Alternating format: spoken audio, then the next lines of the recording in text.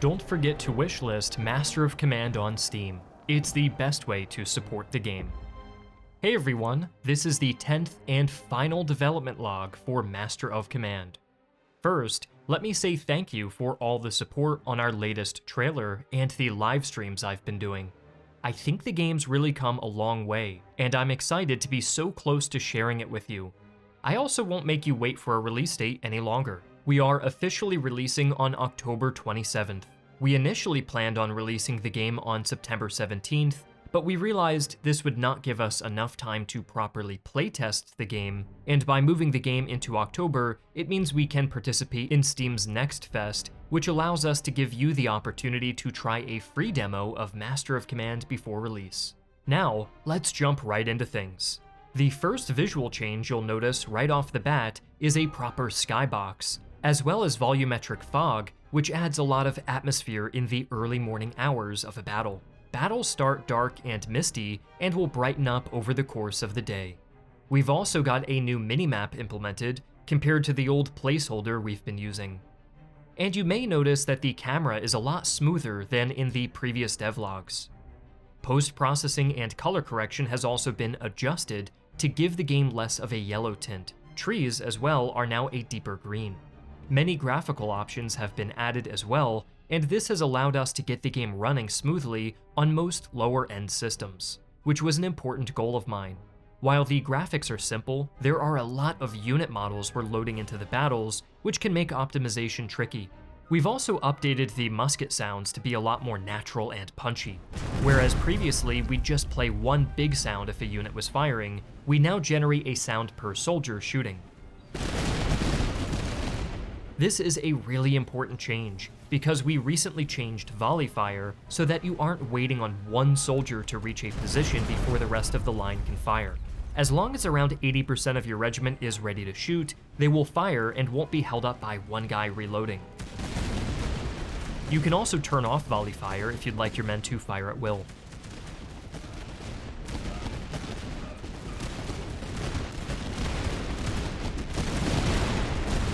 And while we're watching these men fire, I'd like to show you the new specialty ammunition which is now working, like buckshot rounds. Look how devastating that is at close range. For those of you who watched the livestream playthroughs, one thing I felt was an issue was the map size. So a change we've made recently has been to utilize the largest versions of each map, but to randomize the spawn positions on these maps to make each battle feel unique, instead of cropping down the map entirely to those randomized spawn zones. You may have also noticed we updated the look of the spawn zones instead of just using a plain white line. More smoke has also been added and has been optimized. We also have included multiple smoke settings in case you want more or less. Shifting gears to improvements in the campaign and scenarios, we've finished the Rise of Frederick battles, so now you've got an introduction of 4 battles to play through to get a hold of the game's mechanics. I've spent a lot of time modeling the regiments accurately so that the units are named properly and carry the correct regimental flags, as well as have the correct facings. The tutorial is also nearly completed, and we're now working on localizing the game into Chinese, Russian, French, German, and Spanish. More languages will be added later, but we don't want to overextend ourselves too much right now. Starting a new campaign now has colored text that informs you of each nation's strengths and weaknesses, while also informing you about each nation's army historically. We also added a challenge level for each of the compositions, so you know what's a good one to start with. All 70 of the game's achievements are also done and implemented, and we've gotten rid of the leveling up idea to gain renowned units and have replaced it with achievements. So now you have certain challenges you can work toward to unlock new units or army compositions. The campaign settings are also now done, so you're able to make the game easier or harder by customizing these modifiers. There are no hidden buffs or debuffs applied to the AI. Everything is visible, so you don't have to worry about any hidden AI cheats.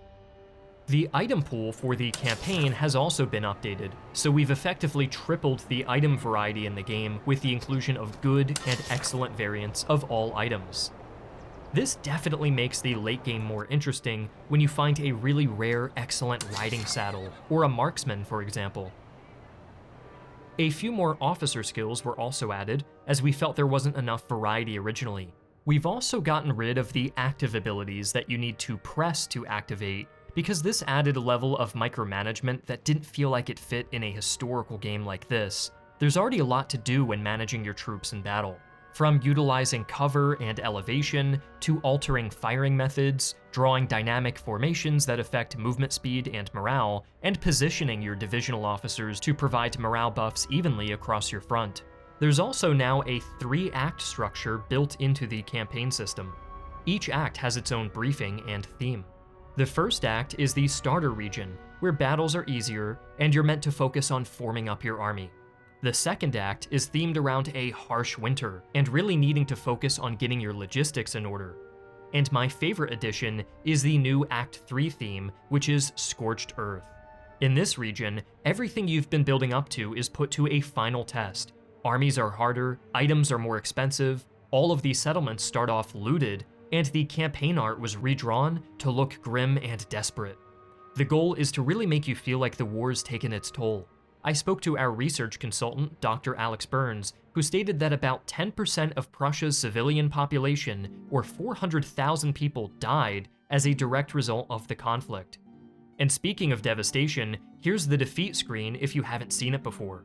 The skeleton might look a little fantastical, but it's based on a real 19th century sketch from German artist Adolf Menzel. We also now show you a detailed breakdown of some of your campaign stats in this screen. Another change that was done is that all of the encounters in the entire game have been completely remade from scratch, and now contain much more interesting choices. This was a tedious overhaul. There's now over 100 encounters. But I think this really needed to happen. Take this encounter for example, where you can now essentially siege a fort through a series of encounter pop-ups.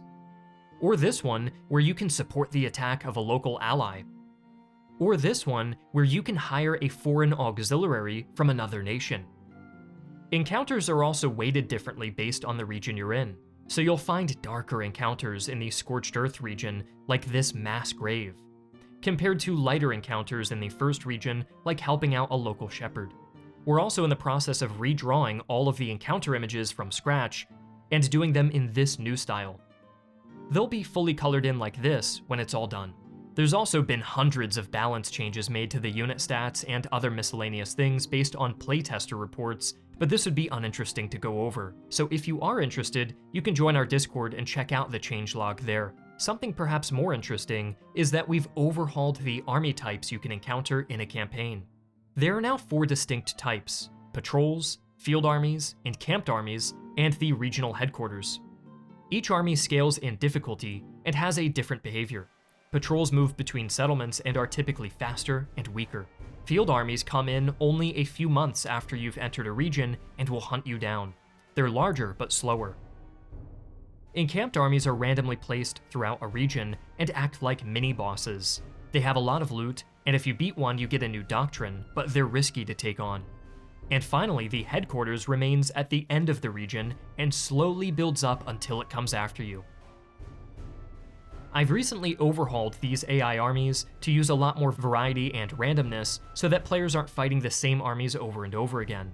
One of my favorite changes is that the headquarters armies now use the pool of the game's 50 renowned units that the player can unlock. So notice here at the end of this region that a renowned regiment is representing this army. This adds a little more historical detail to the forces that your enemy is fielding and makes them a greater challenge. Before we continue, I also want to show off some screenshots taken by our playtesters. They've been doing such an excellent job finding all sorts of issues for us to fix, so that you don't have to experience those problems on launch. I also don't believe I've ever formally shown off the brand new stance system. So you now have 5 stances that you can select from, all of which come with pros and cons. And we've just implemented hotkeys to them as well.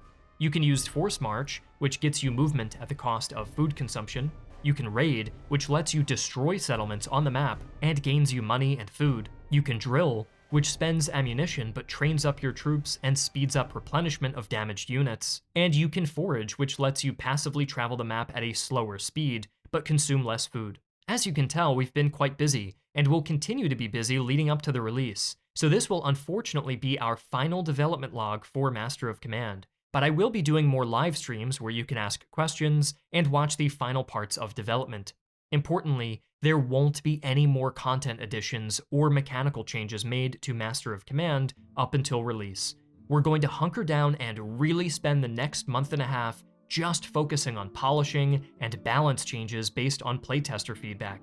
It's been critical for us to polish the game now ahead of launch in order to make launch day as smooth as possible for you guys. I'm planning on pricing the game around $30 US with adjusted regional pricing, as well as a big launch day discount. This project has been an awesome journey, and let me just say deeply thank you for supporting us and believing in us. I know that we've let a lot of people down with Fire and Maneuver, and I hope that this game will redeem us. We've done our absolute best working on Master of Command with the time and resources we had, and we're really proud of what we've made. I also want to shout out our team. Thomas in charge of programming just about everything, Sebastian on all things UI or animation related, Nico who pretty much made all of the art in the game, and special thanks to Alex on sound design, Jacob the composer, Freddie our programming intern, Satiris our map artist, Demankos our 3D modeler and animator, and many other contributors, amongst myself, Griffin, in charge of design and direction. Thank you to those who have supported us and wishlisted our project for making all of this possible. And now, enjoy a little time lapse of our game from its beginning to the end.